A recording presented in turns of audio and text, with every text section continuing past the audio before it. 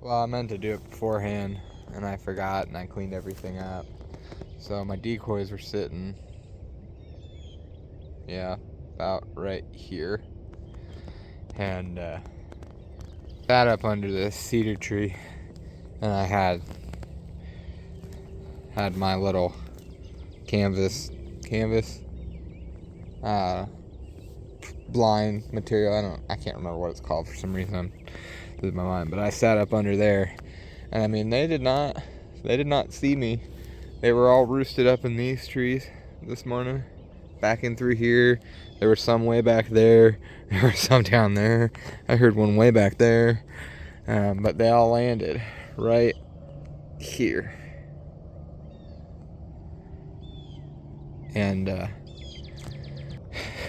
then they made their way through here, came through the fence right there. There's a low spot in the fence right there that they always walk through. I have a tree stand right there, and I see them in the fall a lot right in this corner. So, worked like a charm. I'm really glad those deer didn't screw that up for me, because they almost, I actually thought I was done for. Because there was that one fawn from last year that was like incredibly way too fascinated with my decoys. So, all right, I got butt all pushed out and whatnot. Do a little closeout. This one felt really good, needless to say. I probably needed this one. I said it in my last video. I really do love archery turkey hunting, but my goodness, is it probably one of the more painful things to do as a turkey hunter. It takes a lot of patience and reserve. I'm not saying that I wouldn't get the same way I do for over a turkey with like a really big deer, but a lot of times you have one set of eyes that you've got to try and trick when it comes to shooting at a deer. At least a good opportunity to only have one set of eyes. Whereas like when I drew back on this bird, there was 4 or 5 toms. I don't know, I haven't looked at the footage yet. I don't know if the camera caught it, but I've got one tom that definitely saw me draw 100%. And they still ended up just coming. So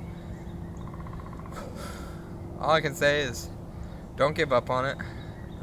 If you are getting into archery hunting for turkeys, it's really rewarding when you do have success.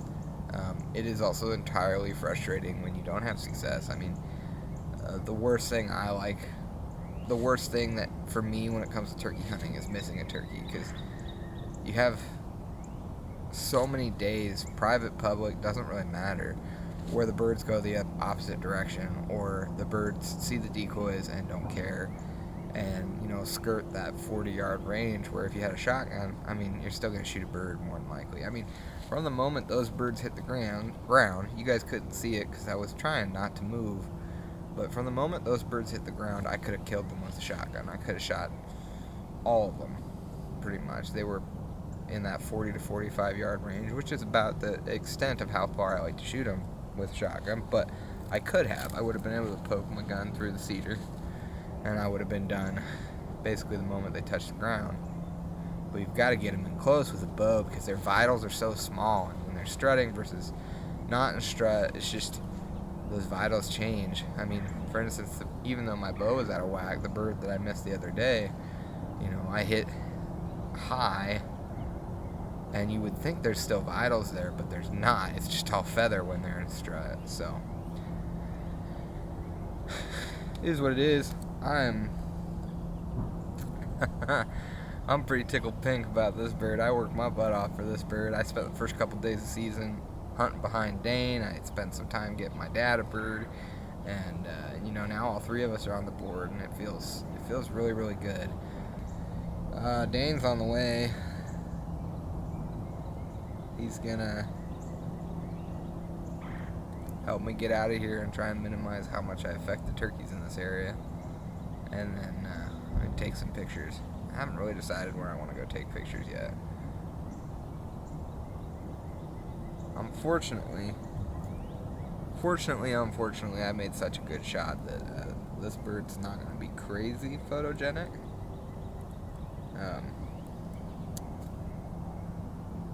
Just say he bled pretty good. So, which ultimately is not a bad thing, because I like when they go, I like them, I like it quick. I don't want them to suffer. You know, it is a big moral issue with archery hunting, is because of how small that vital area is. I mean, you can very easily just not get a good shot, so, and have to chase a bird around. I've had to do it before. It's not fun. You don't like it. You feel less rewarded at the end. So it feels really, really good to have made one heck of a shot. So, and admittedly, it feels really, really good to put the bow away. I ain't touching it again this year.